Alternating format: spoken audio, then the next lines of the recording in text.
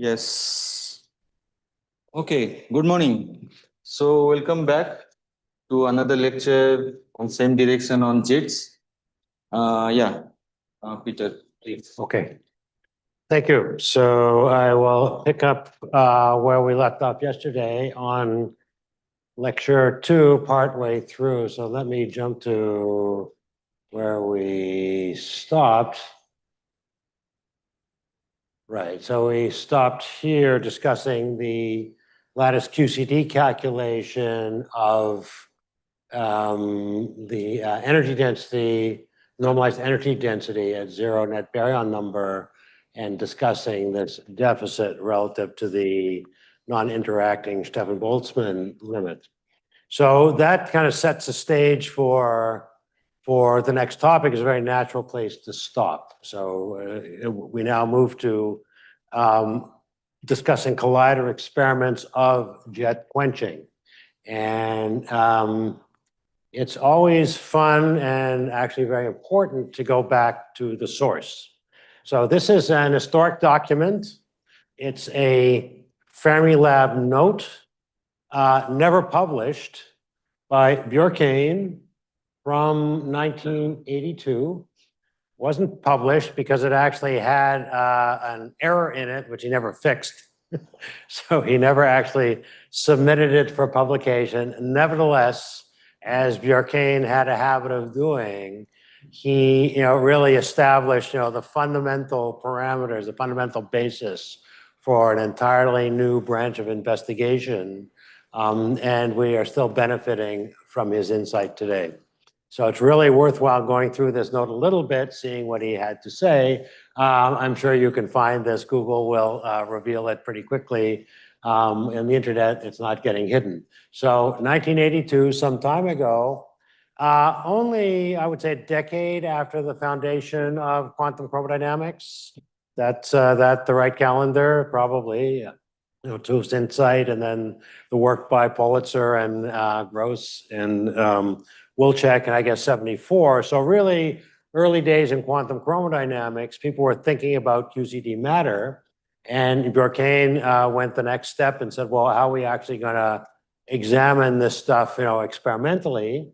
And he came up with the following idea, and the title, I'll read it for you: Energy loss of energetic partons in Quark-Gluon Plasma, possible extinction of high PT jets in hadron-hadron collisions. So his focus was on hadron-hadron, in other words, proton-proton collisions. The Fermilab Tevatron was just kind of coming into existence, the first real high-energy collider of proton-protons after the SPB-S collider. And so they were thinking about protons, not nuclei. The idea of nuclei came with Rick a decade later. So let me read the abstract. High-energy quarks and gluons propagating through quark-gluon plasma suffer differential energy loss via elastic scattering from quanta in the plasma. This mechanism is very similar in structure to ionization loss of charged particles in ordinary matter. The DDX is roughly proportional to the square of the plasma temperature. There's a lot in this paragraph already that we're still discussing today. So what does energy loss mean? Where does the energy go? Is energy lost? Of course not. It gets redistributed. That will be a major theme of our discussion today. What is the mechanism? He posited elastic scattering. That's what he calculated, and he had an error in the calculation. Nowadays, we know that in fact Bremsstrahl and radiative energy loss is the dominant mechanism for high energy jets interacting with a bath of color charges. Nevertheless, this was a good start. And then he talks about quanta in the plasma. He doesn't talk about quarks and gluons. He talks about quanta. The plasma is made up of some kind of quasi-particles. And this is absolutely a central question today. What makes up the plasma? And the later part of this lecture, I will get to that. I'm not sure I'll finish this, so to speak, lecture today. It may leak over into tomorrow, but that's fine. I have a lot of material to cover, and even so, I'm not going to cover the vast majority of jet quenching. Now, he says the mechanism is very similar in structure to ionization loss of charged particles in ordinary matter. I'll come back to that. And then he comes to a very interesting prediction. He says, if you measure the energy loss per unit length, you get a quantity that is actually proportional to the plasma temperature. So by measuring energy loss, you can measure temperature. Now that's probably not really supported by our current understanding. Nevertheless, it's the first attempt to connect jet interactions in the plasma with interesting thermodynamic properties of the plasma. So already here in 82, the first attempt had a lot of interesting stuff in it. And it's, as I say, the first proposal of the concept of jet quenching.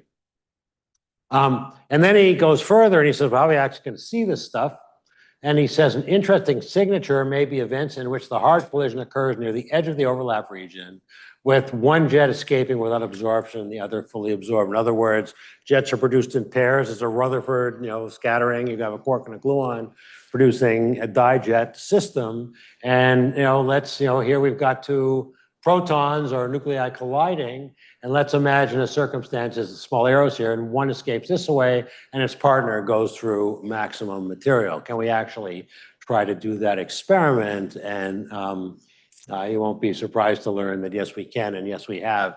And some very interesting proposals. There's a lot here in this very first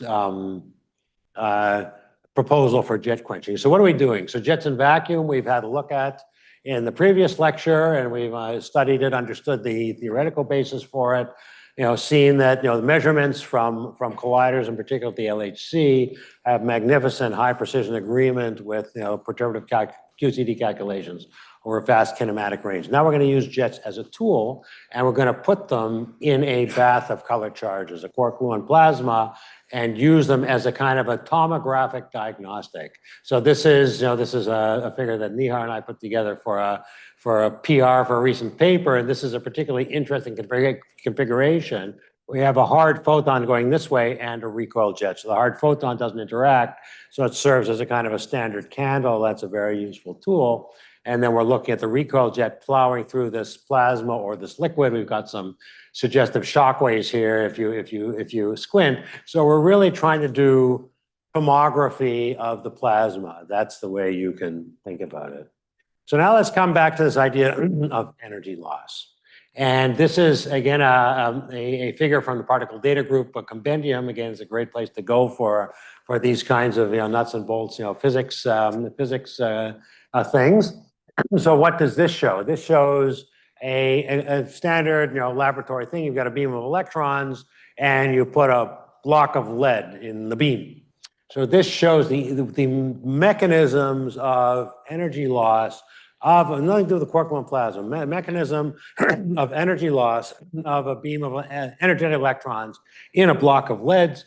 And from your undergraduate EM course, you see all these Muller scattering, Baba scattering, annihilation, maybe not undergraduate, first-year graduate student.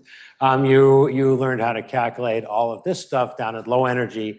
These are interactions of electrons with other electrons, with atomic nuclei, and that's how electron energy is dissipated in a block of lead. This is as a function, shown as a function of the electron energy. As we go up in energy, only two mechanisms dominate. Initially ionization. Electrons ionize the atoms and thereby themselves lose energy. So that is elastic scattering, if you think about it. But then in the very high energy limit, there's one and only one mechanism that completely dominates the interaction, and this is radiation, so-called bremsstrahlung. And very energetic, goes through lead and starts shaking off photons, and that's how it interacts. So that's true in QED, quantum electrodynamics. It's also true in QCD, quantum chromodynamics. The predominant mechanism of jet energy loss in the Quark-Gluon plasma is radiative, not elastic, as Bjorken initially conjectured. However, in this case, there's a fundamental difference. In this case, we've got a beam of electrons. They're, by definition, physical particles. They're on shell. So this is the fractional energy loss of an on-shell electron or positron in a brick of lead. That is not the case for jets in the plasma. You've got a high Q-squared interaction. The virtual quark comes out. It's virtual. It has mass. It is not on shell. It becomes on shell by the radiation of gluons in the jet shower. So this is the fundamental difference. So bremsstrahlung is dominant in QCD at high energy. But the fundamental difference between this, standard textbook plot and what happens in QCD is the virtuality of the probe. We have the probe as being born within the medium it's interacting with, and it is virtual, it is not on shell, and that makes a lot of difference. So let's talk about radiative energy loss in QCD. I'm not going to spend a lot of time on this. I assume that Soren Schlichting last week spent a lot of significant time. That was really his goal, I guess, is to talk about the theory underlying, partonic interactions of matter. But let me just sketch it in a simple, intuitive way. So, and we're going to use a particular approximation, which is very convenient. Yeah. Microphone here.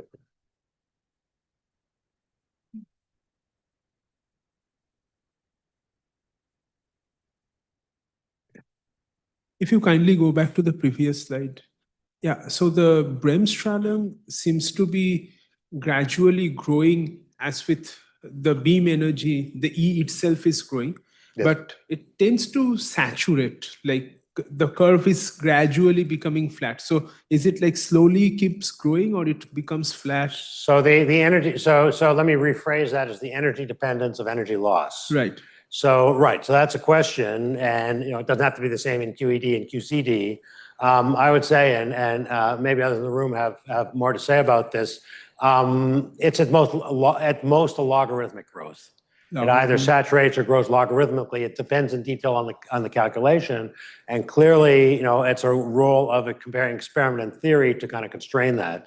So I don't think it's axiomatic that it flattens out. The growth is at most logarithmic, very slow growth. So, but the other, there's one more thing to mention here is that, okay, so dE dx, energy deposited per unit length. And in QED, actually I should just add this to the slide. New thing I need to add. So in QE, for an electron going through a block of lead, I mean, we're designing detectors, in general calculations, you talk about ddx, energy loss of matter. We're fine with that. There is, at a high energy, there is an effect called the Landau-Pomeranchuk-Migdal effect. Are you familiar with that? It's a coherence effect for very high energy scattering. So imagine an electron, and it applies to electrons as well, has been measured in electron scattering. My colleague Spencer Klein at Berkeley did the first measurement at SLAC of the LPM effect for electrons in matter. And the idea is, so you imagine we're going through electrons in lead, so we've got some, a matrix of, lead atoms.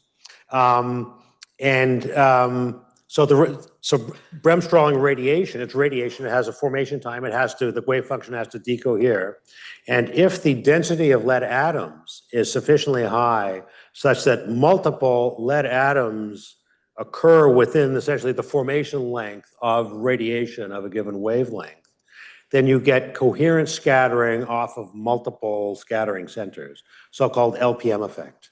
And this kind of modifies, the scattering rates and the energy loss, because the effective scattering centers are no longer individual atoms, they're kind of collections that are dependent upon the energy of the radiation. So the LPM effect is an essential, and it's also true when you do calculations of jet energy loss in matter.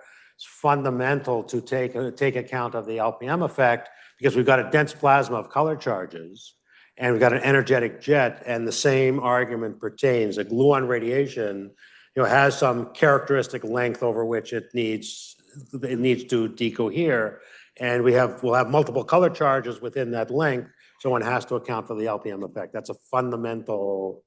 So in other words, energy loss is not local. It's got some length aspect to it that's kind of intimately dependent upon the actual kinematics of the jet energy and the radiated gluon. So ddx is kind of an approximation. It's a shorthand, but there's a very important coherence effect which modifies that simple local picture. Okay? Yeah. Good. Anybody want to add anything to that from the theory side? No, happy? Good.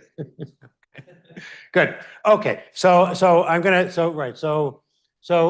to use one particular picture, and that is, let's approximate the interactions with the medium as soft. So we have one gluon radiation. So we've got a hard production here. So there's a cartoon of nuclei colliding, producing a dijet pair, and we're looking at the propagation of this quark through the plasma through and the medium is a series of colored charges. We don't specify them as quarks or gluons, just colored charges, and they have some characteristic density. So the parent quark shakes off a gluon, fine. Gluon carries colored charge, and so we have interactions both of the remnant parent quark and the radiated gluon with the medium, and you can see kind of this sort of some random choice of how things interact. You can imagine all different possibilities. So this is the process we're discussing, and eventually, this guy with a certain energy x or a characteristic, wavelength omega, and with some transverse momentum, it kind of gains or it gets additional transverse momentum from these scatterings. It will eventually decohere and become part of the jet shower. So that is the basic process, and one can apply various theoretical approximations to this basic process. You can use thermal field theory, where you kind of approximate all the gluon radiations as soft. You can use other approximations that go by the name of higher twist, that go by the name of hard thermal loop. And this is not my area. Hopefully Soren covered some of this last time. I'm only going to talk about this thermal field theory, so-called BDMPSZ approximation, because it gives these nice closed formulas that you can think about, and it gives some intuition. So what do we get from this? So we've got a radiation with some characteristic KT, and so the thermal field theory tells us that we can characterize the interaction of the quark with the medium by these quantities, so-called scattering kernel and a Debye mass. So the scattering kernel depends upon the Debye mass and the temperature. These are interesting things one would like to know about the plasma. And what's very important is that by integrating over the scattering kernel, we get this quantity Q hat, which was already mentioned yesterday, and hopefully Soren spent some time about it. And this is a quantity that we can extract from data. And my lecture on Bayesian inference, which comes after this, is how we go after this quantity Q hat by comparing modeling and data. But for the purpose of this slide, so this is experimentally accessible. This quantity C, the scattering kernel, encodes very interesting aspects of the plasma, the temperature, and the Debye mass, which Jean-Paul was speaking about yesterday in the context of quarkonium production. So this is the connection. This is the only slide on this sort of a basic theory. This is a connection between what we can measure experimentally in terms of jet interactions with the medium, a so-called transport parameter Q hat, and fundamental properties of the plasma. So this makes the connection. So Bjorken had this simple picture that measuring ddx is proportional to the square of the temperature. This is now a more advanced, kind of more sophisticated understanding of this process, but nevertheless relating something we can extract from data to interesting properties of the plasma. So we will come back to this when we kind of confront jet quenching data with theory. But this is okay. So then let's now kind of get to nuts and bolts. What are we really talking about in terms of jet quenching? And here is the physical process of jet quenching in one slide. It sounds complicated. It sounds like a lot of stuff is going on. But there's one picture I want to kind of sear in your memory as the physics underlying all jet quenching phenomena. So let's first think about a jet shower in vacuum. We've got I haven't indicated the hard interaction here. We've got a jet coming out of the hard interaction. It's highly virtual, and it starts shaking off gluons in this jet shower. We're all familiar with that. So we have an evolution of a highly virtual parton via gluon radiation. This is in the vacuum. Now, I haven't talked about this yet, but there are very, very interesting processes that go on in this jet shower. It's a fundamentally quantum mechanical system, and so there's interference all over the place. And in particular, and this is now well established both theoretically and experimentally, interference leads to a phenomenon called angle ordering, whereby the hardest radiation, the hardest particles within the jet are the most collinear with the jet axis. So along the jet axis, we get the hardest pions, and soft pions tend to be at the periphery as we die away. The jet energy has a profile as you go transverse to the jet direction. So this is well measured in colliders. It's understood well in perturbative QCD and is accurately encoded in the kind of Monte Carlo models that we use to analyze the data. So this is the broad phenomenology of jet shower and vacuum. Now let's put a jet in the Quark-Gluon plasma. What happens? And what I've told you is the interaction of the initial highly virtual parton with the medium generates additional radiations. That's it, additional radiations. But they're happening at the same time as, so to speak, vacuum radiation. That's kind of weird language because we can't know what a vacuum radiation is for a jet. But we get sort of standard radiations, if you like, in blue, and additional radiations. We get an enhancement in radiation due to the presence of the plasma, the interaction of the highly virtual color charge from the quark with the medium. So we get the superposition, effectively, of the vacuum shower and medium-induced gluon emission. This is all happening at the same time. The same interference effects are happening. But what happens is the interior structure of the jet is modified. It is changed. So this idea of angle ordering is modified or entirely destroyed in the extreme cases. So it's really the modification of the jet shower, which is jet quenching. So this is the picture to remember, these additional radiations that interfere with the jet shower as it would have happened if we were in vacuum. That is the nature of jet quenching. Yes. Yeah.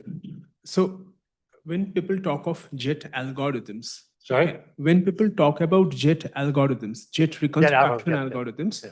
like Antiquity or Cambridge-Aken, this angular order showering is the birth of all the sequential clustering algorithms that you pick up a particular jet radius parameter and then choose a hardest seat and keep on reclustering. Now, given that this jet broadening phenomena or even the angle ordering getting destroyed, does it make sense to talk about Antiquity or Cambridge-Aken algorithm when there is like a QCD activity within a medium? Good question. First of all, some algorithms start with the hardest, some start with the softest. Yeah. Yeah. So, but you have to choose what to do. Whether you will judge. So whether it makes sense, that's what we do. We don't invent a new algorithm. We use the same algorithm. I think that has to be the right approach. You take the same algorithm we use in vacuum and we apply it in shower, and then we see what differences there are. And in fact, there's a direct answer. We can look at substructure, probably the most direct answer. Later on, we're going to look at substructure. And you can well imagine the jet substructure will be modified by this process. To what degree? Is it extreme? Is it modest? So, but the only way, I think my answer is the only controlled way to answer that question is to use the same algorithm. And then we can pause and say, does that make sense? But I think the first step has to be to use the same algorithm and see whether it's appropriate, mindful that in fact the jet structure has been modified. Now these algorithms are not fine-tuned. And they shouldn't be. They should be robust. And even in vacuum, so my other answer is, even in vacuum, many things happen. Jets are kind of dirty objects, right? They have they're finite number of particles, 20 pions. Lots of stuff can happen. And I have to say, there are even well-established scientists in our field who talk about event-by-event jet quenching, looking at a jet and deciding, is it quenched or not? I think that's quantum mechanical nonsense. You cannot look at a jet and say, this jet is quenched because it has structure. That's equivalent to saying its structure is impossible in the vacuum. But that's clearly not the case. It's a quantum system. All kinds of things can happen. So you can get a jet which has total energy of 100 GeV that's made up of a bunch of 5 GeV pions. It's unlikely in vacuum QCD, but it's not impossible. And to say it's unlikely is a statement about populations. So these algorithms must be robust against these variations because even in vacuum, jets have very broad variations in structure. And so it may in fact be, and I think it's in fact the case, kind of speaking qualitatively, that kind of the perturbations that quenching imposes, it kind of biases the jet structure, but I don't think it pushes it beyond what's reasonably expected in vacuum. maybe I gave you several answers. That may be the simplest one. Okay. More questions before we go on? Okay. Good. So now we come to how one actually does the jet measurements. And I had this, this funky animation yesterday of two protons coming in and an underlying event that looked pretty complicated. Now we're trying to do jet reconstruction in the presence of an enormous spectrum. And this is a huge challenge. We have a huge background of particles that are not correlated with the jet shower. Well, we've got a clustering algorithm that just says, let's choose, let's look in this region of phase space, and let's just take all the particles that come, let's cluster them together and create an object. And the algorithm, it has no intelligence. It just does what you asked it to do. And what you're going to get is an object that contains perhaps some jet particles, but a whole bunch of background as well. What do you do with that? It's not an identifiable object. So how to make precise measurements in the presence of this huge background. And this has been a point of discussion basically since we started thinking about jets in the medium. I've been thinking about this problem really for more years than I care to tell you, and we have some solutions. So you're going to see this slide several times because I'm going to go successively through the solutions that the field has applied to this problem, and we'll see what we can learn from it. So the first simplest thing is to simplify the problems, to only look at the very hardest leading particles in the jet, ignore everything else. In other words, very hard pions, which are the kind of largely aligned with the jet axis. We're just looking at what we call the hardest branch, a pion which comes from the hardest branch of the jet. So why do we do that? Because the background is largely made up of non-jet particles of soft production. And so by looking only at the hardest pions, we have a good chance of identifying those products of jets without the interference of this complex background. So that's the first attempt to solve this heavy ion jet measurement challenge. Measure only very high PT hadrons, so-called leading hadrons of jets. And now let's see what we see. So what is energy loss? So I spoke about energy loss. Bjorken talked about energy loss. What do we mean by energy loss? Where does the energy go? So if now we think about the jet going through the medium and we're radiating additional initial particles, well, you can well imagine that the spectrum of pions from a population of jets is going to be softened, is going to be depleted because of this radiation to large angles. The energy is going to be lost from the hardest branch. It's not lost to physics. It's not lost in the event. It's just the hardest branch in the shower is going to have depleted energy because of this additional radiation. So that's what's meant by energy loss and in terms of, of pion spectra. So the distribution of pions is typically falling. I hope you've seen this already in previous lectures. The distribution of pions is typically falling rapidly. This is schematic, but you can think about the logarithm of the production rate as a function of the transverse momentum of the pion. So it typically falls as a power law, 1 over pt to the 6 or 1 over pt to the 8, depending on whether you're measuring pions at the LHC or direct. So what does energy loss correspond to? We've got a population of jets that are dissipating energy to the plasma. And so their leading particles, the whole spectrum will be shifted to the left. Energy is getting depleted from that branch of the jet that's able to produce pions. So the whole spectrum is shifted to the left, so-called energy loss as expressed in the pion spectrum. Everybody with me? Simple. So we've got a falling spectrum. So how do we actually measure the energy loss? Well, it turns out it's most convenient, and you've seen this quantity RAA before. It's kind of hard to measure a spectrum shift. How do you do that? The easiest thing, and the thing we do most often, is rather than measure a spectrum shift, we sit at a fixed PT and we measure the yield in vacuum, which is the blue, and the yield in the Quark-Gluon Plasma, which is the red. And you can imagine, since the spectrum is falling, if it shifts to the left, if you sit at fixed PT, we should see a deficit in production rate. Okay? Everybody happy with that? That's what this RAA is. However, The blue is for proton-proton collisions. The red is for nucleus-nucleus collisions. What's the difference? There's just trivial geometry. In gold, the gold has 197 nucleons. So we've got 197 on 197, lots of possibilities to produce jets. Trivial geometry, we're going to get a lot more jets in a single gold collision than in a single proton-proton collision. That's trivial geometry. We want to take care of that. We want to take it out of the calculation. So we've got the observed rate in nucleus-nucleus collisions over the expected rate in proton-proton collisions times some effect due to geometry.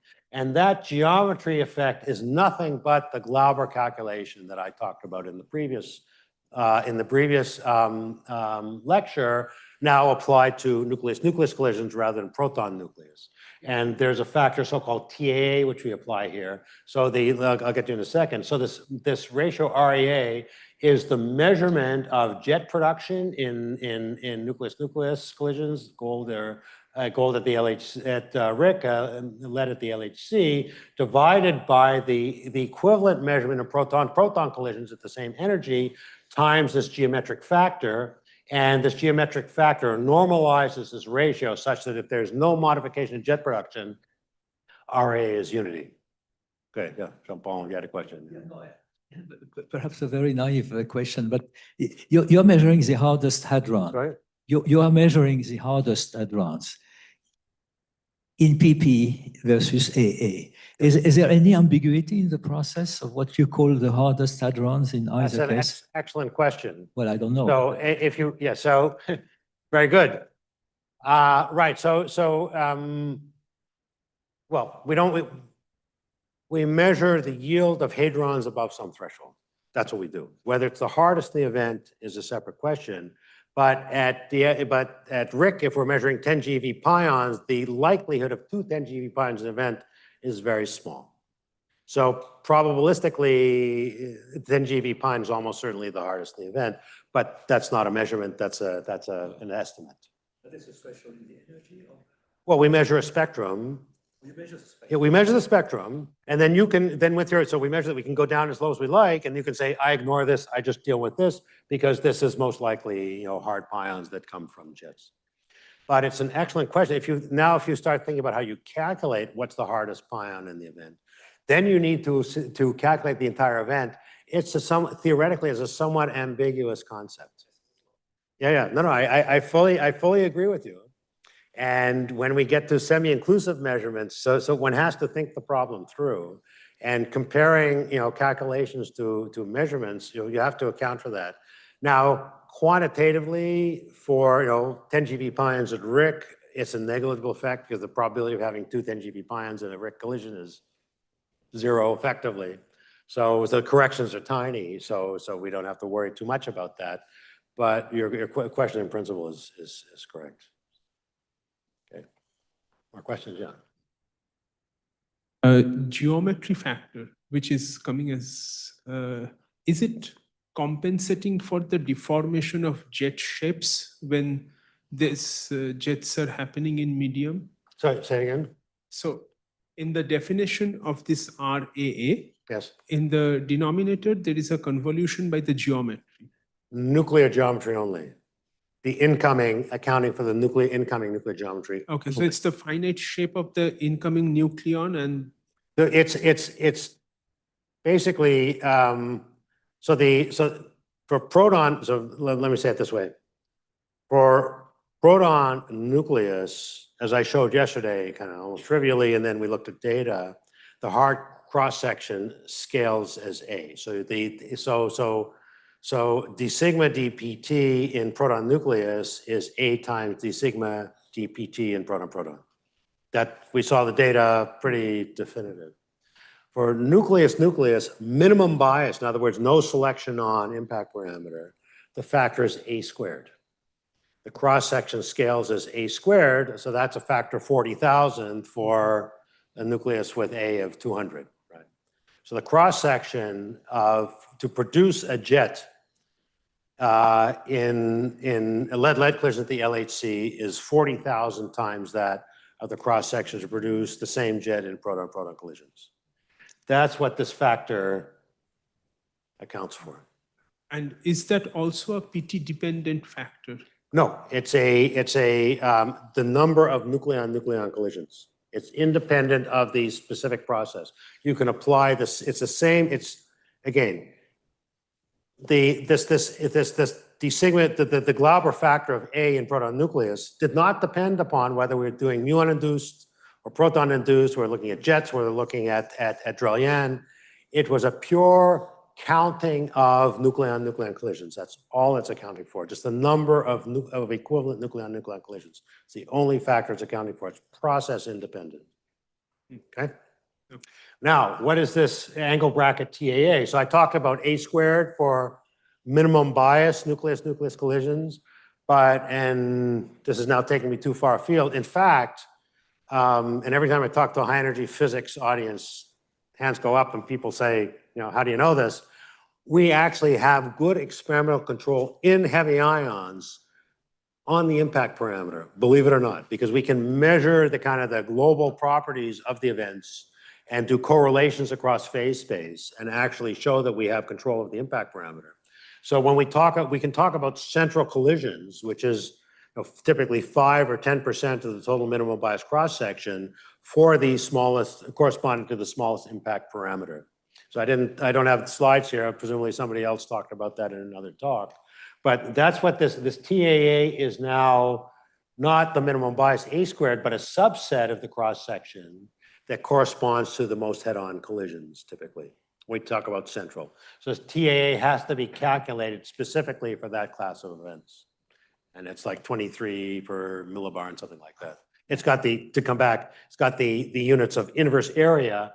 And so this is, number per collision, this is cross-section. So again, coming to your question, this is dimensionless. This is inverse area, this is area, all works. Okay.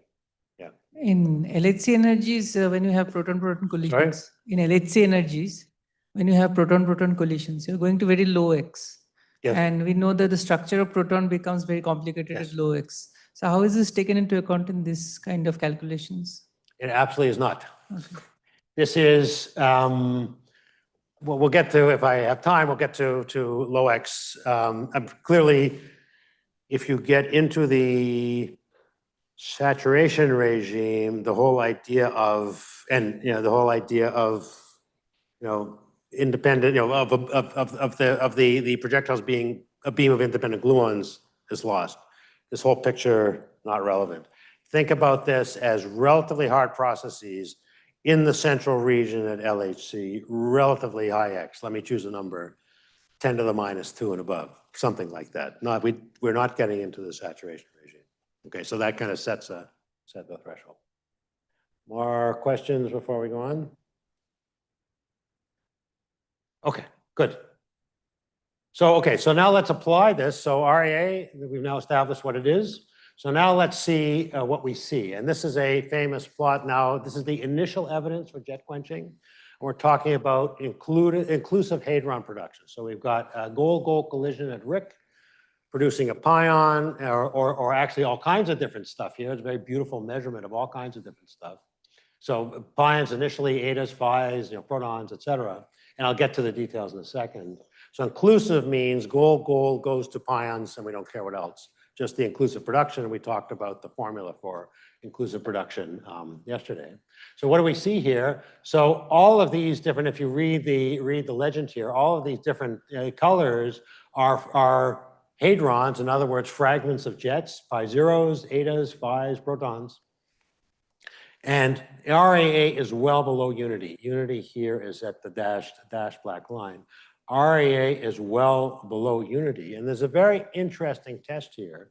Now, what's the orange? The orange are photons. Photons do not carry color charge and they are not suppressed. Very interesting comparison. That's jet quenching. We are seeing the suppression of rate at fixed PT, we're at 10 GeV at RIC. We're seeing the rate, let's find the pions here. Pions are in purple, they're the most precisely measured. We're seeing a strong suppression. Well, it depends on the shape of the spectrum. We're seeing a strong suppression in pion production. RAA is 20% of unity. So it's a very significant suppression in rate and very significant relative to the error bars of the measurement. Photons are unsuppressed. We don't expect photons to interact with the plasma, and indeed they do not. And so this is primary evidence of jet quenching. Okay, this is early days of jet quenching. Everyone happy with that? Right, so now let's come back to Bjorken's conjecture and interesting signatures events in which the hard collision occurs near the edge of the overlap region with one jet escaping without absorption, the other fully absorbed. Sorry? Yeah. Right. In the RAA plot, why was there such a variation between the different hadrons? Okay, so down here, this goes down to 0 PT, and we already discussed how low does it make sense to talk about jets. Sorry, there's more details in the plot I should have spent time on. In terms of jet quenching, let's just choose a number, 5 GeV, and then look above. Below, you get non-perturbative effects coming in, you get soft production, and eventually we learned there is this complex, process of hadron formation, kind of interactions of the jets with the plasma, so-called coalescence. I don't know if anybody talked about it at this meeting. All kinds of complicated processes in hadron production down here. Let's say jets dominate from 5 GeV and above. So down here, we have to talk about all kinds of other physics. Now, your question remains, there's significant variation in the, and that is correct. If we look at heavy flavor, we also get other variation. Let me come back to this plot to answer. Okay, so I said we have a falling spectrum, but the parent spectrum of different species does not need to be the same, does not have to have the same shape. And remember, they can have common energy loss, but if the parent blue spectrum is different for different species, we're going to observe an effectively different yield suppression just because of the way we're doing the measurements. Okay, is that clear?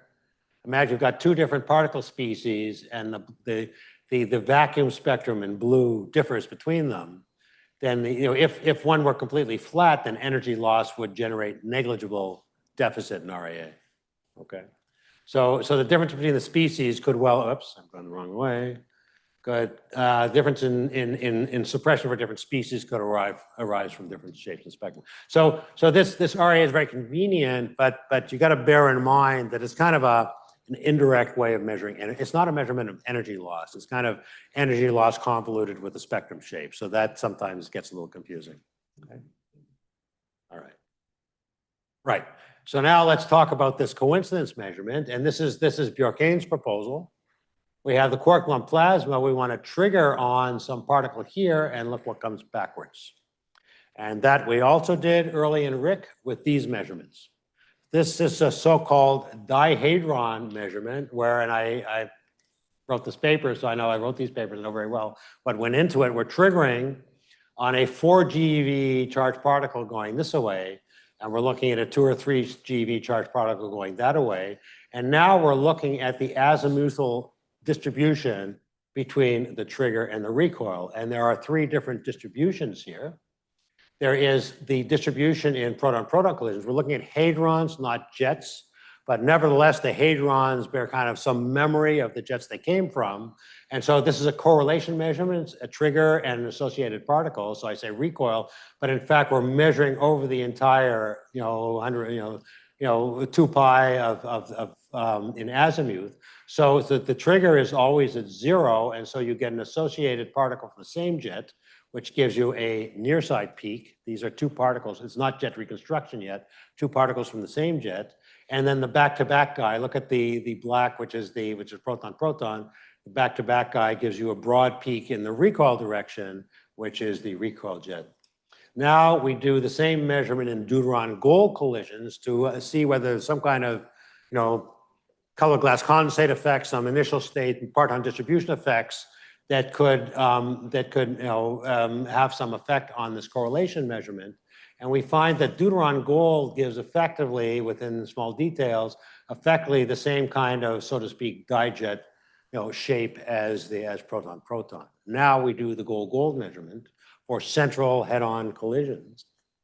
And we find the near side peak, the hadrons associated with the trigger, look pretty similar to the simpler collision systems, right? But look what happens in the backwards direction. Nothing. Now, it's not that there's nothing. This is a hard measurement, and we had to pull out the background. It means there's nothing above a statistical background. There is certainly a tiny signal there, but the background was overwhelming. We couldn't pull it out. So very strong suppression of hadrons recoiling from a trigger in central goal-goal collisions, and we've got very nice standards to compare to in proton-proton and deuteron gold. And so this is a direct measurement, another direct measurement of jet quenching, now in a coincidence channel. Okay, everybody okay with that? That is sort of the second fundamental piece of information about jet quenching. Then a couple of years later, we went farther, and the details are a little missing here, but we dialed up the kinematics. We had a harder trigger and a harder pine in the recoil, and now we see a small recoil peak, strongly suppressed.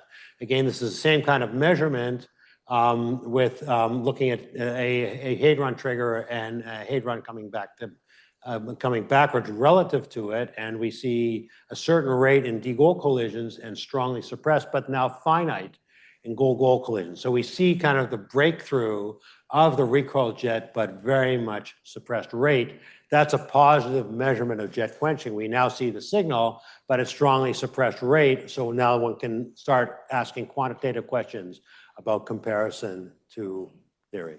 Okay, so this is the prima facie evidence of jet quenching. Everybody happy with that? Okay, so that's the hadron story. But we've spent a lot of time talking about jets and jet reconstruction, and there's vastly richer physics in jets than just what happens to the leading hadrons. The leading hadrons give a very limited story. I'm now going to, and we worked with them for many years, and we developed a lot of understanding through comparison with theoretical modeling. But there was always a kind of a deficit in our understanding. There's so much richer physics in these jet showers than just what happens to the leading hadrons. So let's consider what benefit we might gain by doing full jet reconstruction in these really complicated environments. Hard as it may be, let's see what we might gain in terms of physical insight. And there are a number of observable consequences. I'm going to use this, I've already shown this picture. I'm going to use this picture again and again, point out different features of it, and show you what one can learn by doing full jet measurements in this difficult environment. And the first is energy loss of a defined jet. Now, we discussed jets and jet cones yesterday, and there were some questions afterwards about what the optimal jet cone is. It's a choice. There's no, even in vacuum, even LHC, measurements beyond standard model physics and so on, you choose a jet cone. There's no ideal, you may have arguments that one is better than the other, but there's no rigorously unique definition of the ideal jet cone. Jets are very complex, spread out objects. You choose what part of the jet to actually include in your aperture. And so you can see that if we choose this aperture, whatever it may be, there may be some radiation that falls outside it. And that would be energy loss of a defined jet of a given radius.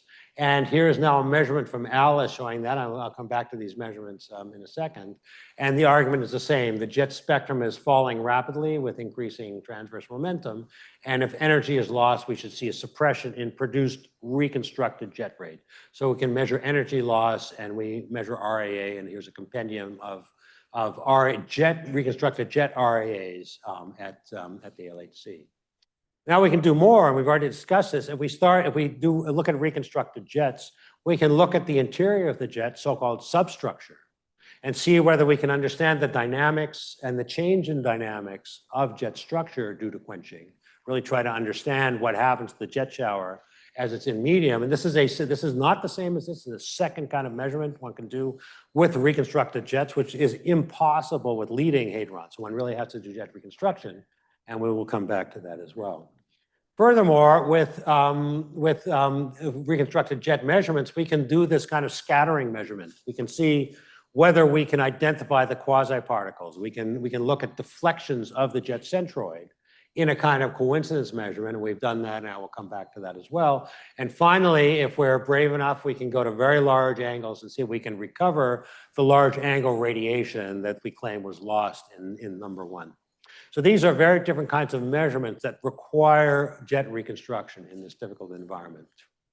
So to recap, there are 4 distinct manifestations of jet quenching: energy loss, substructure modification, jet deflection, and recovery of large angle radiation. But they all arise from the same underlying physics. Let me just finish this thought. They all arise from the same underlying physics. All must occur if any of them does.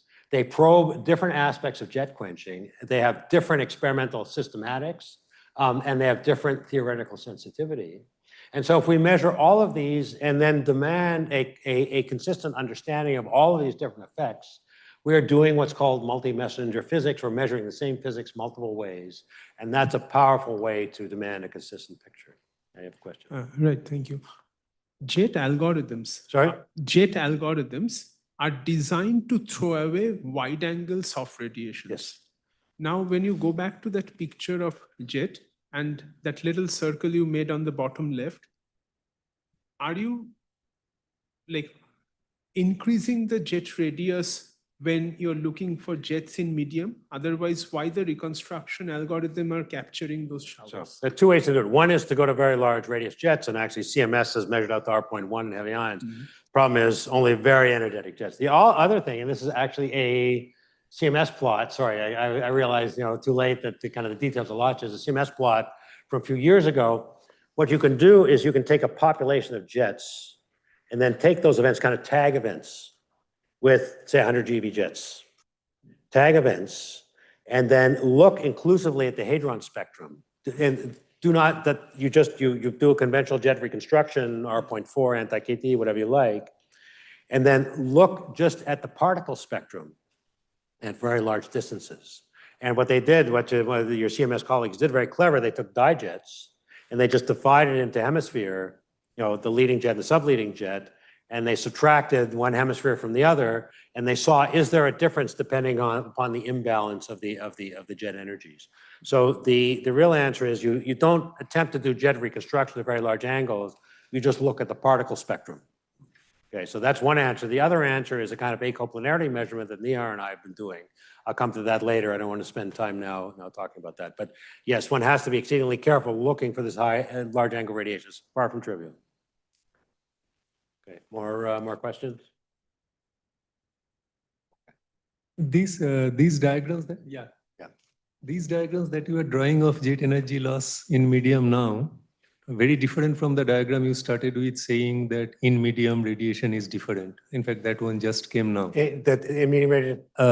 Where you said that radiation then undergoes multiple scattering, yes, which are coherent, and as a result, the energy loss mechanism is very different. Well, in fact, maybe you're referring to kind of these orange things here. I'm not quite understanding. No. So these orange things are the kind of the additional radiation to the interactions. If you like, let's come back to. You just now heard that. Yeah. Yeah. Okay. So I was referring to this picture. This would be one of the so this guy here. After all is said and done, when this guy decoheres, it turns into one of these orange squiggles.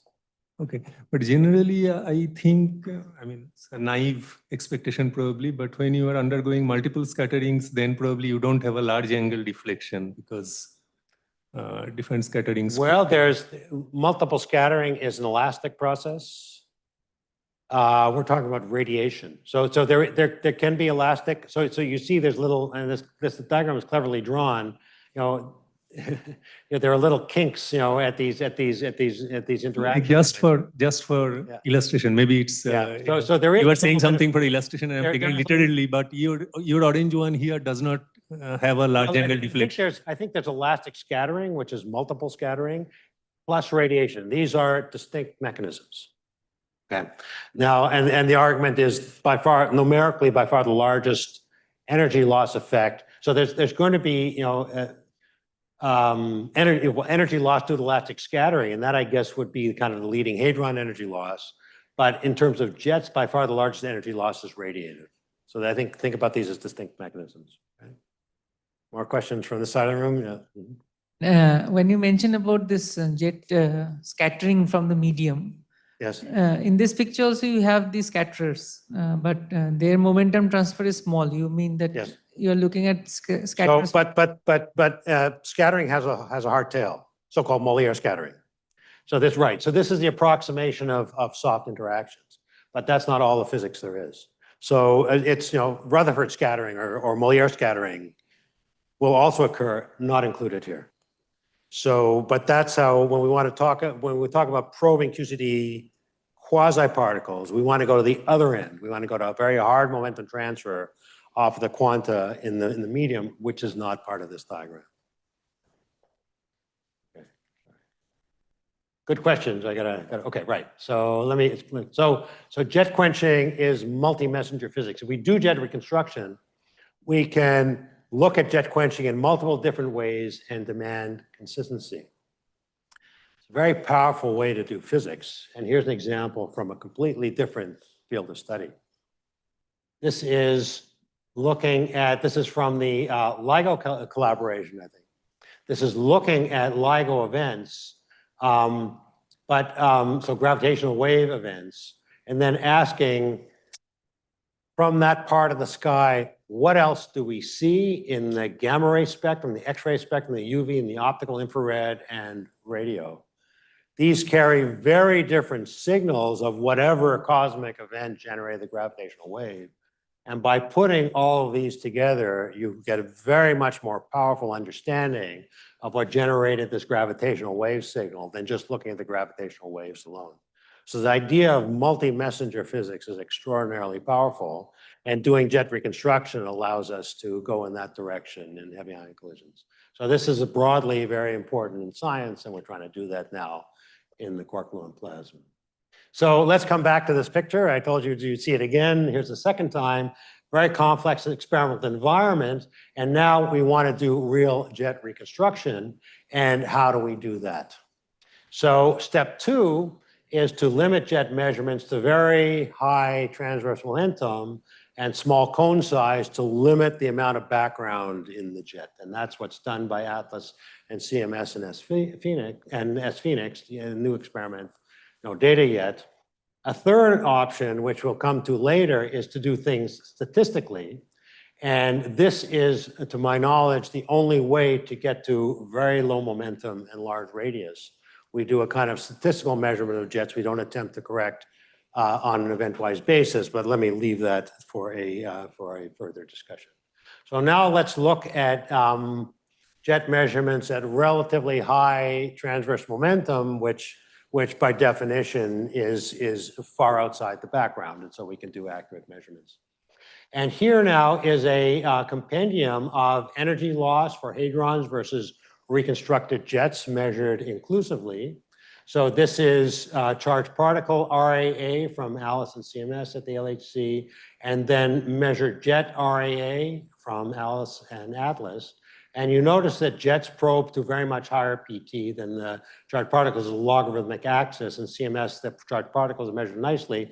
Up to 100 GeV, jets go up to a TeV. So by definition, the jet measurements are much broader in range. And here is now comparing jet measurements at RIC, much lower square root of S, so the jet energy range is much below. So this is comparing jet measurements, RAA measurements at RIC and the LHC.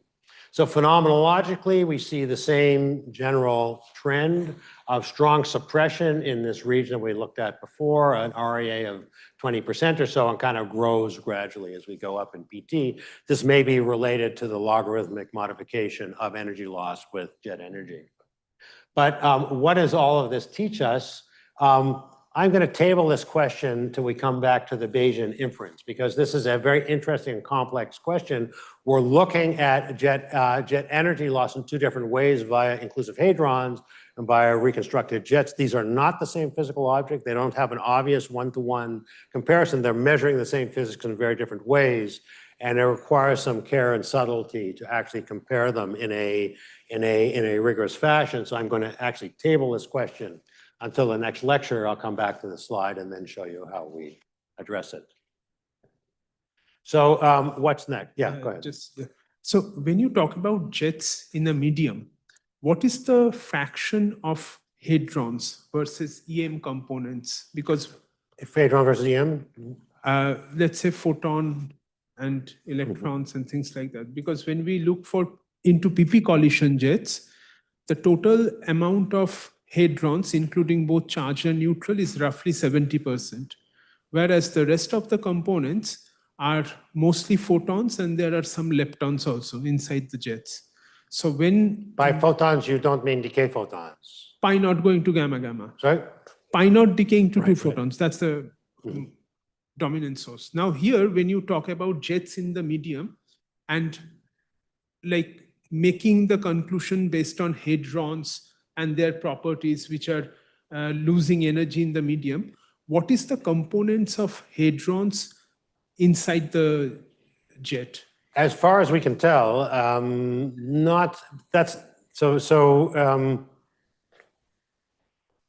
the hadron population is defined at the moment of hadronization, Right. which, as far as we know, occurs far outside the plasma. The interaction of the jet with the plasma is a purely, that there's evidence for this, both theoretical and experimental. The interaction of the jet with the plasma is largely partonic. And then you get a spray, you get the shower emerges from the plasma and then largely hadronizes in vacuum. So the hadronization process is largely a vacuum process. It's just the jet shower, the gluon shower is modified. So I think, and others should comment, as far as we can tell, kind of the relative hadron populations are not greatly modified from jets in medium relative to jets in vacuum. We get the same 30% photons from pi zeros versus 70% stable hadrons. Some experiments just measure charged particle jets because it's easier. Others, Atlas and CMS have these beautiful calorimeters, and so you measure fully calorimetric. And one has to make corrections for the usual corrections for hadron deposition, the EM calorimeter, and all of that. But it's not measurably different. And the fundamental reason, I think, is that the hadronization actually happens well outside the plasma, and so the hadron populations are not strongly modified. Okay. So it's Yeah, just Nihar. just to understand that the parton energy loss phenomena doesn't change the final state particle counting. This diagram is the story. The parton energy loss modifies the jet shower, which is a partonic object. Like the jet Hadronization, so this shower then emerges from the plasma, and somewhere over here, the plasma is long gone. The gluons, by magic, turn into pions and kaons and tau leptons and you name it. So is it a correct statement to make that the jet shape itself changes, Yes. but the ingredient counts, the proportion of final state hadrons and things like that, more or less remain That's same? a correct statement. Okay. Which is why we want to study jet quenching at the partonic level. We want to integrate out, just like you want to do in proton-proton collisions, you want to integrate out the hadronic degrees of freedom. Hadrons are an annoyance. We want to get rid of them. We want to integrate over them. That's why we like subjets, which are integrated, and we don't depend upon, so the hadronization corrections are less. We want to get rid of the hadrons, integrate over them. It's not measurably different than in vacuum.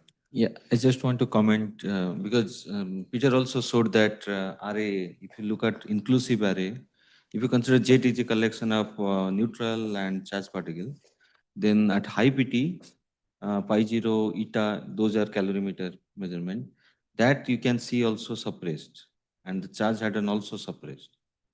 So that also tells that in each individual component is also yield is suppressed with respect to its PP reference vacuum. I think you agree on that point. Sorry? You agree on that point? Sorry, say it again. So I mean, I'm saying this array inclusive hadron. Yes. Pi 0, eta, they are also suppressed with respect to PP.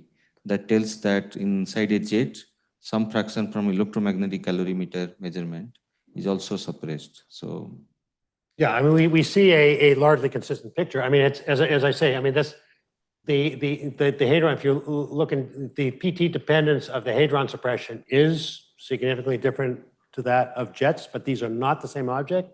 100 GeV jet, maybe you could say the typical, pion from that is 30 GeV, kind of mean Z, but that's a very crude estimation of how to relate jets to to the hadron spectrum when it has to do much more sophisticated. So we're going to come back to this plot in the next lecture and really understand in a correct way how to relate kind of the blue distribution to the rest. Yeah. So when you said that the photons are not suppressed, you had to subtract of all these photons which are decay products of.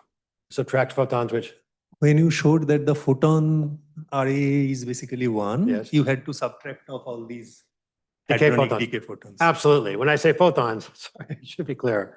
I was not precise. When I say, I mean either prompt or direct photons, all pi-0 decay photons gone. So that's the only meaningful, when I talk about photons, if I don't say it, assume it. When I talk about photons, it's the only meaningful, use of the word photon here, corrected for the vast decay background. That in itself is a complex subject. Assume we've done that. So these are largely from the Compton process. Quark-Gluon goes to photon plus something, or maybe annihilation has a little bit to contribute, but all of the decay photons gotten rid of. So yeah.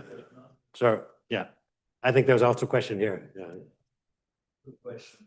If I look at the plot of the RAA, Sorry?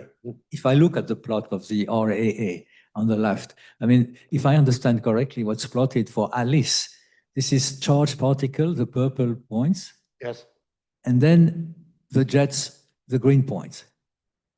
This is No, start- the left plot, the left plot. Yeah. So this is Alice jets. Yes, And Alice charged particles. yes, but I see a complete continuity here, and I don't see points where at the same PT you compare charged particle and jets, right? So is there an issue here?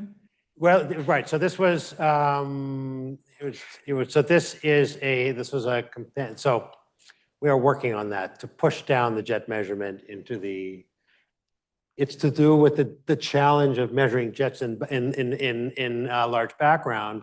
I already told you the kind of the second, if you want to do reconstructed jets, the easiest thing is just not to go to very low PT where the background becomes overwhelming.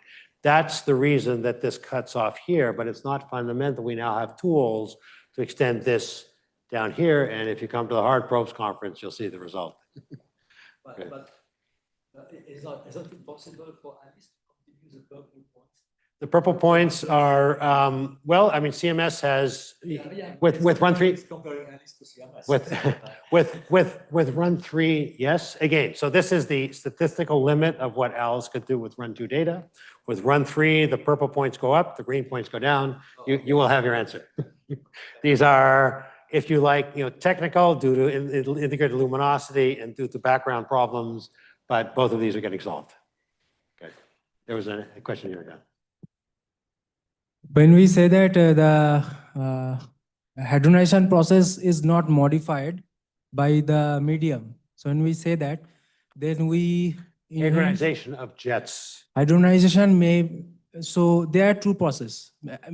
If from a jet, maybe a quark is coming, suppose, and it is forming a jet, and then there may be fragmentation into hadrons, or another process, maybe it is being divided into some quarks and they are recombining in hadrons. Sorry, I'm having a hard time understanding. So there may be two processes of hadron formation from a jet. Maybe a quark is coming and we call it a jet. It is forming a jet. Okay, it is radiating other particles are forming a jet. So when we say that a pion and other particles are formed from that quark, then there may be two processes for forming pions or other hadrons. One is directly fragmentation process creates hadrons, and another process may be some quarks are branched from the initial jet and they are combining to form the final hadrons. So which one is the process? You're talking about coalescence with the medium? Which one is the process as per our evidence? I'm trying to understand. So there is, you can have a combination of jet radiation with particles from the medium. Is that your option too? Yeah. I am just asking what does the evidence suggest? Which process is more suitable for the? So there's conventional fragmentation. Yeah. which I claim for at least very energetic jets is the dominant factor. But for soft radiation from the jet of the momentum scale of particles from the plasma, you can get recombination to complex interactions even at the hadronization stage in parts of the, and people are looking at that, looking interior to the jet to see whether this simple picture I stated actually holds in detail. And one sees if you choose particular particles, if people looking at even deuteron production in jets, they find modification of deuteron production at relatively low PT. And this is presumably due to some complex color reconnection between the plasma and the jet fragmentation. So yes, many things can happen. My previous answer was largely for these very energetic jets. By far the dominant process is vacuum fragmentation. And so the particle populations don't look very different in proton and lead. But there are details that are probing kind of the interaction between the jet and the medium in the particle population that kind of violate that. But how can we say that there is actually vacuum fragmentation? The medium may modify the process, fragmentation process? Because as I stated before, so the interaction with the medium is partonic. Hadronization happens way over here when the plasma is long gone. So the jet's kind of if you like think about it as in a boosted frame or a formation time argument. Jets go quite some distance before they actually turn into hadrons, so the effect of the plasma is not very strong when the bulk of jet gluons turn into pions. Okay. And all the jet substructures also form before the formation of the medium. Let's see. Okay. Let's see. Okay, let me go on, try to make a little progress. Okay, so what's next? How do we explore jets quenching more deeply? So here is a diagram. I'm going to talk about every one of these. No, I'm not. There's a vast array of jet measurements that go beyond the simple inclusive production RAA. And this is a kind of a chart I made not to illuminate so much as to impress at the vast array of jet quenching related measurements that the field has undertaken over the last couple of decades. And it's really a bewildering array of measurements, each one done for a very good reason. But for the purpose of this lecture, what do we do with this? This is way too much. There's no way in the next couple of days I can actually cover the bulk of this. Let's focus on a few key measurements and understand what the next steps are, how they illuminate what we've already learned about jet quenching and allow us to go a little farther. So the only things I'm going to talk about are some coincidence measurements of photons plus jets. I've already indicated why that's interesting. But the first thing I'm going to talk about is the idea of jet substructure, and hopefully I can finish that today. I'll go on to the rest of the lecture in my the rest of the material in my next lecture. So substructure has already been mentioned. If we do jet reconstruction, we can actually now look internally into its structure. And there's a whole technology that's been developed over the last 15 years or so. It's really very recent. It was triggered by the tremendous jet measurement capabilities of the LHC experiments. Theorists started thinking about how one can really utilize this in a deep way. And there's this old concept of the Lund plane, which I'll describe in a moment, that has come back to guide us into how to understand the interior kind of topology, the substructure of jets. So we look at the jet shower. So we have some clustering algorithm that starts from the constituents and then gangs things together, and eventually have a single jet kinematics. But we can look intermediate at the jet clustering shower by some criteria, and then what we've defined are kind of partonic components of the total jet, sort of intermediate in the clustering stage. And that's what's called grooming, by running the clustering process backwards and stopping at a certain point and getting these interior structures and asking how they're distributed. We don't want to go back all the way to the primordial hadrons. That's kind of defeating the purpose. We wanted to stay at the partonic level, but we want to look at substructure of the jet. So now let's talk about the Lund plane. This is actually very old idea dating back 4 decades or more, but it turns out to be exceedingly useful. So it's based upon this pocket formula, which is derivable from QCD, so-called Altarelli-Parisi splitting probability function. It describes the probability of a virtual parton to radiate with certain kinematics, and it's fundamental. It's the core of any calculation of a jet shower in a theoretical calculation or a Monte Carlo model. And it's got this form with these terms. One is transverse momentum KT, so radiation probability as a function of transverse momentum KT, and then radiation probability as a function of configuration space delta R or opening angle. So this is momentum and this is opening, sorry, delta R is opening angle. So there are these two kinematic observables and or quantities, and the Lund plane is a function of KT versus delta R, and it is logarithmic, note it is logarithmic on both axes. So why do we make this funny kind of thing? Well, each radiated gluon can be identified, each radiation gluon in a shower, which is what this is showing, can be identified as a particular coordinate in the Lund plane. And what's interesting here is this factor alpha S. So the radiation, of course, is proportional to the coupling, alpha S. And the Lund plane is defined such that if alpha S is fixed, the Lund plane is populated by the Altarelli-Parisi probability function. The Lund plane would be populated uniformly. You would have equal probability for a radiation to occur anywhere within this triangle. That's the definition of the Lund plane, uniform population for fixed coupling. So that's a very convenient representation. So let's see what happens in practice. And these are actually measurements of the Lund plane in jets measured by ATLAS, by LHCb, and by CMS. And what you see, this is not exactly, this is a different, this is R as I defined it, not exactly KT, but something related.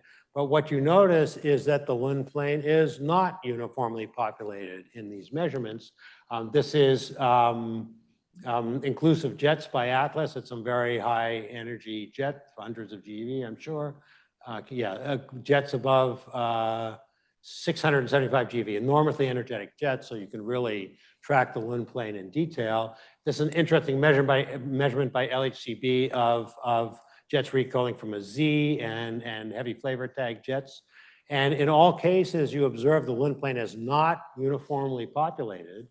So this arises both from the running of alpha S and from some non-perturbative and hadronization effects. The Lund plane is integrating over all KT and all R, and you get these various regions I forgot to point out. So you get hard collinear radiation. The hardest radiation in the shower is located here. Soft, large angle radiation, so large delta R, relatively soft KT is here, and this is a non-perturbative region, and you can map what's going on here in the ATLAS Lund plane measurement to those identifications. Yeah. How do you know that which one is resonance decay into light? Do you know which one is resonance decay into lighter hadrons? Resonance decay. Yeah. I think we don't worry about that. We're just looking at, we're actually integrating over hadrons, getting small pieces of subjects. So we integrate out resonance decays and hadronic details like that.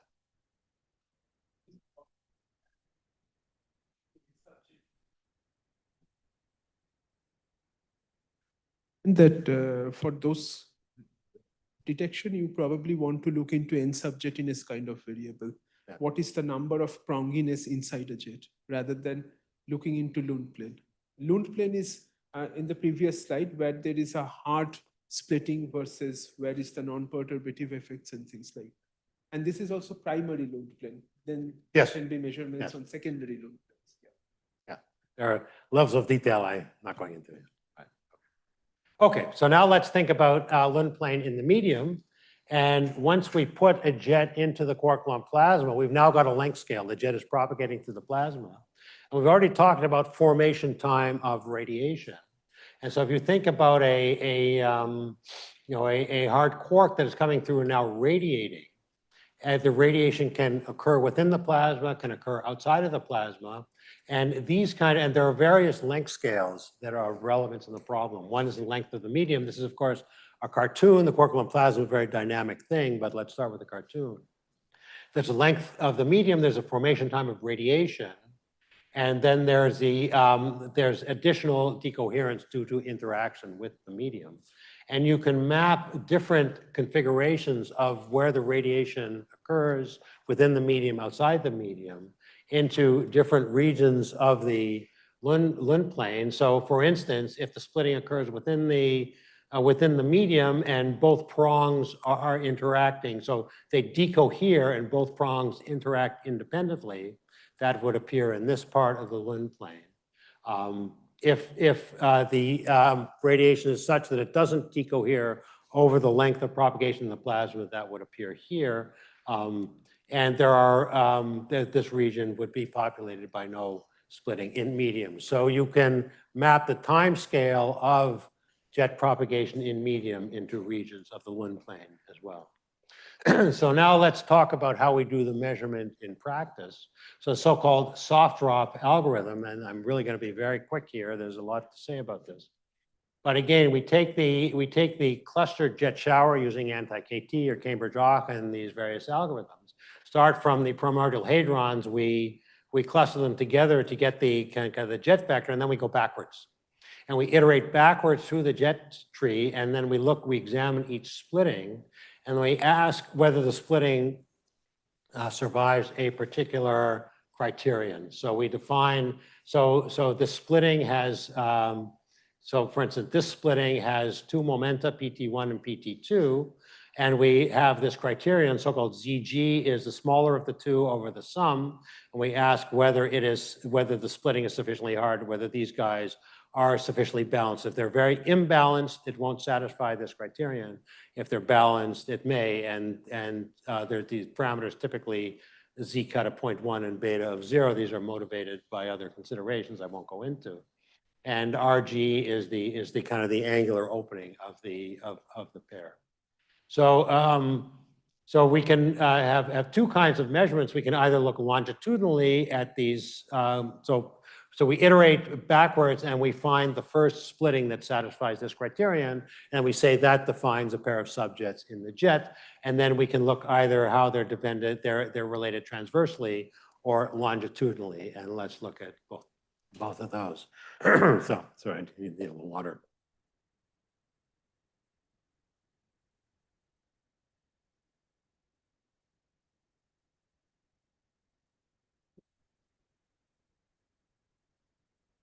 So let's first look at subjects at the longitudinal distribution of subjects. So we've got this algorithm which chooses, we have the total jet, cluster jet, and then we run backwards using this soft drop algorithm, and we find the two kinematic objects that satisfy this criterion on the previous slide, and then we ask what is the distribution of their PTs. We take the smaller of the two over the sum. And now we do this measurement in proton-proton collisions and in lead-lead collisions, and we take the ratio. So this is the measurement of this quantity ZG. So if ZG is small, that corresponds to one hard subject, one soft subject. If they're roughly balanced, then ZG will have a value of 0.5. So this is a measurement from CMS of the distribution of ZG in heavy ion collisions. And in proton-proton collisions, this is now coming back to your question of how jet substructure is modified. And what you see, the data points are in gray, ignore all the colors for a moment. And this is for different choices of jet PT, 140 GeV here, going up to 300 GeV here. All these panels are roughly equivalent for the purpose of this discussion. And what you see broadly, and the data kind of vary a little bit, what you see broadly is in medium, the Quark-Gluon Plasma, it enhances the probability of imbalanced subjects and suppresses the probability of balanced subjects. That's the effect of the medium on jet substructure as seen in this way. So the in-medium interaction generates subjet momentum imbalance, and one can conjecture why that is. One branch, preferentially undergoes energy loss as opposed to the two of them together in a balanced fashion. That's a matter of modeling and comparison. And you can see, in fact, some theory models, and I'm presuming Soren went through these last week, various theory models with various underlying physics assumptions and sort of coherence effects of jet interaction are broadly reproducing the data. The data are not really discriminating from this point of view. There's a small but non-zero difference between different physics scenarios, in particular, whether the interaction is coherent or incoherent of the subjects with the medium. But the current data are really too large to discriminate. One needs to go farther. What I want to focus on is really the nature of the measurement for the moment. So there's a significant issue in doing this kind of. Yeah. But the data clearly shows that for low Z region, Sorry? for low Z region, the theoretical modeling is off irrespective of whether the uncertainties on the data are larger. Yes. So, like, is there any understanding what assumptions of the theoretical models are failing in this case?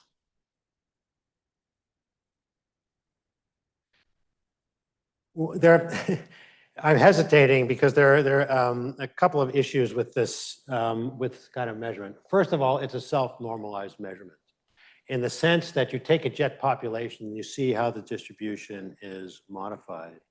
So you don't get this enhancement without this suppression. The number of jets isn't changing. So it's essentially taking the ratio of probability distributions. And so this disagreement here and this disagreement here are fundamentally correlated. It's, if you take two distributions that are both normalized to unity, you take the ratio, either the ratio is perfect or it's got to be, like this. So interpreting, this deficit specifically gets a little tricky. One has to take the totality of the model and then assess the degree to which it's it's agreeing with the data. So maybe others have comments, but I really hesitate to assign particular physics to this region. But there's a deeper problem, which I'm going to get to in the next slide, about the nature of the measurement. Any more questions before I go on? Yeah.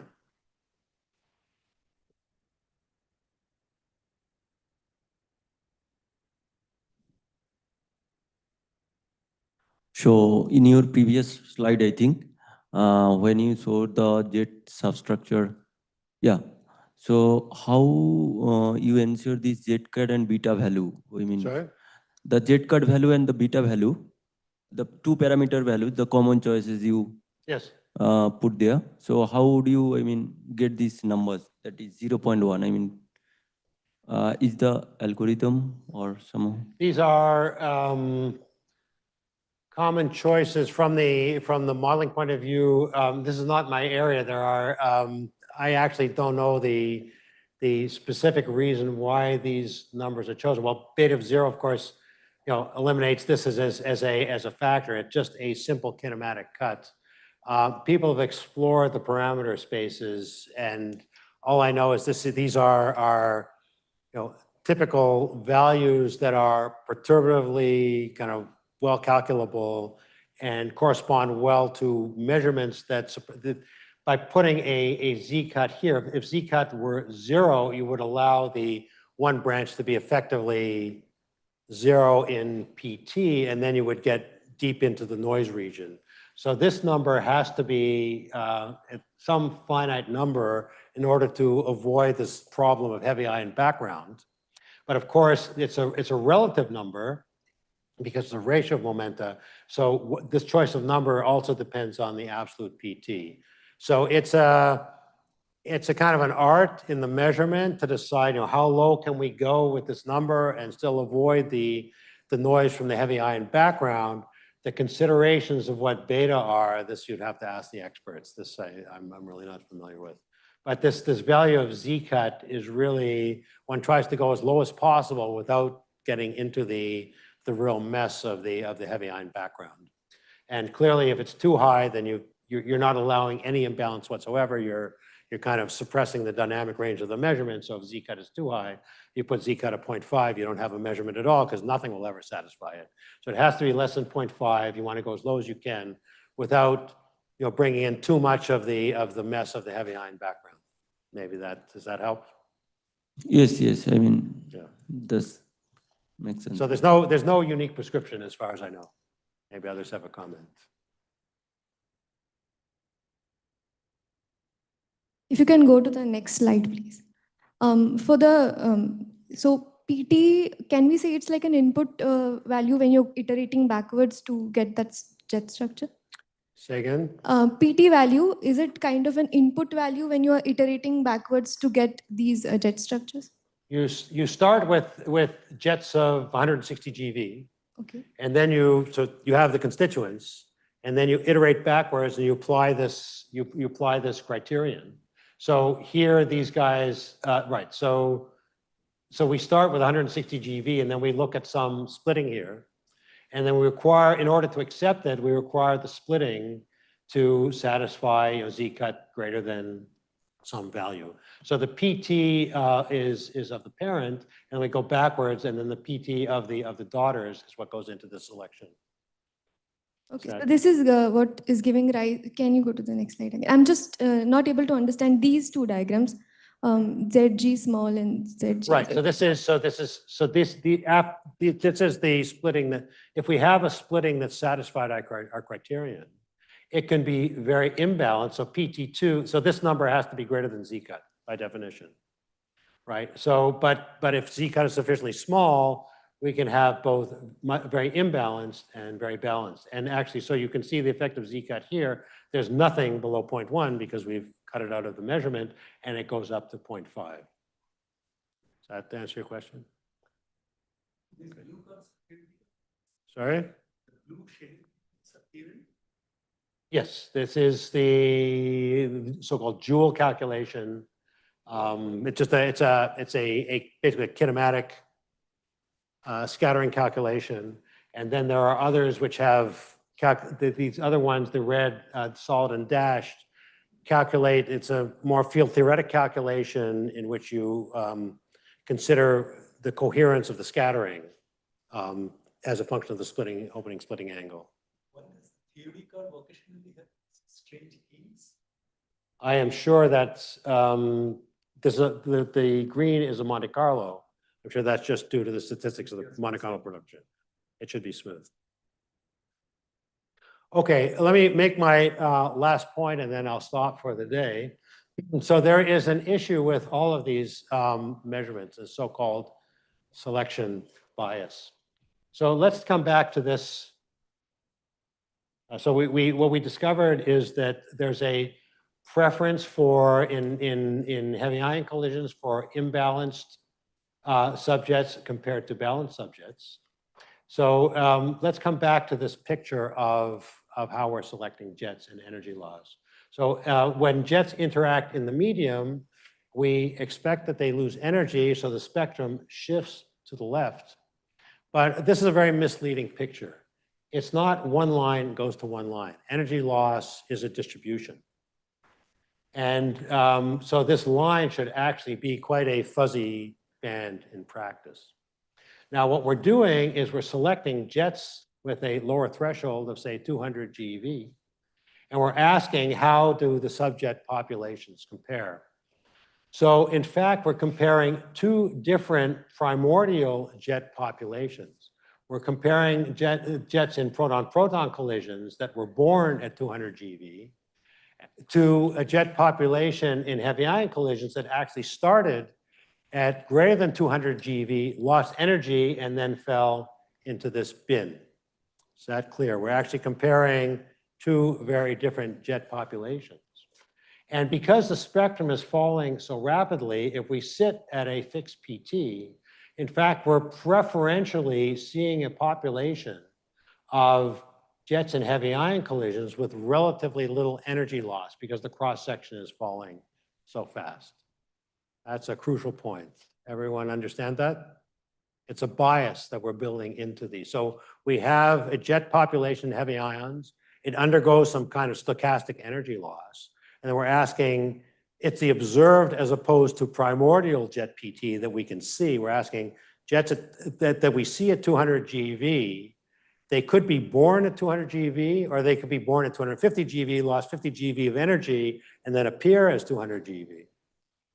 But the probability of being born at 250 is much less than being born at 200. So we have a bias by simply putting a threshold in jet PT. We're imposing a bias on the jet population of small energy loss. That's a crucial point. So we compare jets at a fixed value of PT, but not necessarily, that's what we observed, that's not necessarily how they were initially generated. So perhaps the lead population being compared is dominated by that subset of jets which has lost relatively little energy. In other words, a selection bias. And it may be that what we're seeing in this measurement is jets that initially have rather imbalanced subjet structure lose relatively little energy. That may be the way the physics works. It's not what we're trying to measure. We're trying to see the effect of the medium on the subjet distribution. But what we may actually be probing is, given a subjet distribution, how do jets lose energy? These are very different kinds of physics. It's a kind of selection bias. If you find this confusing, you have gotten the point, because the selection bias really screws up the interpretation of these kinds of distributions. Heavy ion physics is not easy. QCD gives us what we ask for, not necessarily what we want, and we have to be exceedingly careful about these kinds of biases when we do this measurement. To repeat, by sitting at a fixed PT, we may be biasing our jet population in heavy ion collisions to those jets that have lost relatively little energy because the spectrum is falling so rapidly, and jet energy loss is stochastic. It's a distribution. So one should always be on the lookout for selection bias.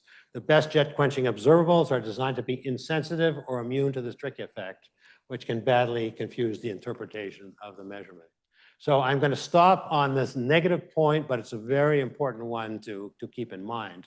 So I kind of hesitated to interpret this guy, both because of the complexity of the measurement in that it's a sort of self-normalized, but most importantly, and I'll tell you quite bluntly, I have a concern that this measurement is biased because of the combined effect of a falling spectrum and the stochastic energy loss and our selection by sitting at fixed PT. We may not actually be measuring the population we think we're measuring. So that's a complication, and I think it's kind of fundamental to this kind of measurement. Sorry to be skeptical, but you invited me and you want a positive turn on this, you should invite somebody else. I think there's a deep problem with this kind of measurement. I'll try to address how we can get around this problem in my next set of lectures. So I'll stop here. Thank you.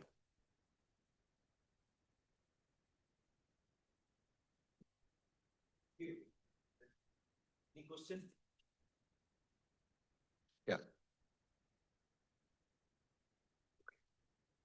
So what you talking about this fluctuation part? Sorry? So the fluctuation part, delta E fluctuations. So is the fluctuation constant, or it depends on PT of the jets?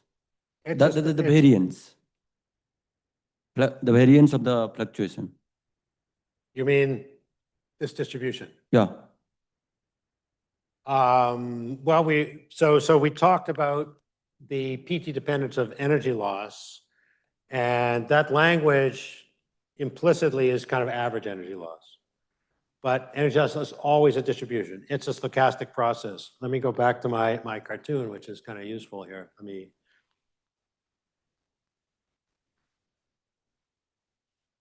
got it somewhere. Oops.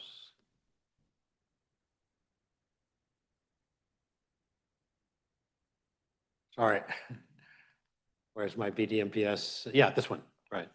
So this is just an example, right? So we've got some jet energy and a number of medium color sources and some interaction. Many different things can happen, even for jets starting with the same energy. It's quantum mechanical. All kinds of things happen. the fluctuations in this process are substantial. So we talk about the logarithmic growth of energy loss. We're talking only on average for a population. But within that population, all kinds of different things can happen. So the mean energy loss could have a PT dependence. Likewise, the nature of the fluctuations, but the fluctuations are present at every PT. The very stochastic process. Okay. So kind of Gaussian fluctuation you take care. Well, I mean, kind yeah, kind of Gaussian fluctuation you take, and Yeah. the deviation is kind of fixed, and mean is depend on PT. Okay. Sorry? So mean is basically depend on PT. Is, I mean, the mean energy loss Yes. is can depend on PT. Yeah. Okay. Thanks. Then please discuss other. Could the fluctuations be minimized depending on what PT we choose? Is Be there minimized depending upon, what initial PT we choose? Is it?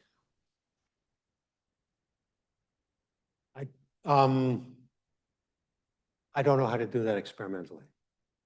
It could be, I mean, again, I mean, the energy loss process, this could be strongly PT dependent. We could rely on QCD to give us small fluctuations. Now, what one can do, I already talked, well, actually, whoops, conveniently here. So if we have a photon and a jet coming backwards, these come from the same high Q squared process. So initially there was the concept. So leading order, this is dominated by the Compton process, a quark and a gluon go to a photon and a jet. And the photon doesn't interact. That's a good thing. Because at leading order, if we measure the photon energy, we know the energy, the primordial energy that this jet was born, not what we observe. And the difference between what we observe and the photon PT is the energy loss. So I'm sorry, let me reboot.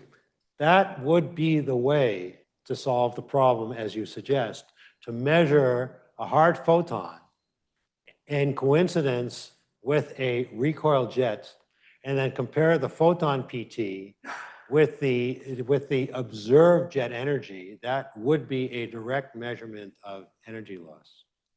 Now I said would be. As you can expect, QCD is tricky. This Compton process is leading order.